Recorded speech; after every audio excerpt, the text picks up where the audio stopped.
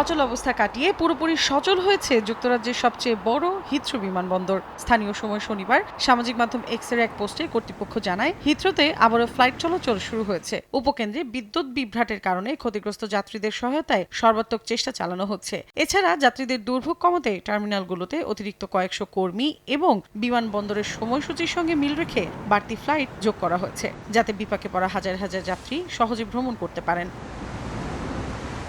এদিকে বিদ্যুৎ উপকেন্দ্রটিতে কিভাবে আগুন লাগলো সে বিষয়ে তদন্ত করা হচ্ছে বলে জানিয়েছেন যুক্তরাজ্যের জ্বালানি নিরাপত্তা বিষয়ক মন্ত্রী এড মিলিব্যান্ড, যাতে দেশটির গুরুত্বপূর্ণ জাতীয় অবকাঠামোর জ্বালানি স্থিতিশীলতা সম্পর্কে সতর্ক থাকা যায়। তদন্তের বিষয়টিকে স্বাগত জানিয়েছেন হিথ্রো বিমানবন্দরের প্রধান নির্বাহী কর্মকর্তা থমাস ওল্ডবাই। তিনি বলেন, স্বাভাবিক কার্যক্রম শুরুর পর হিথ্রোর নেটওয়ার্ক স্থিতিশীলতা আরও বাড়ানোর জন্য বিভিন্ন পদক্ষেপ নেওয়া হচ্ছে।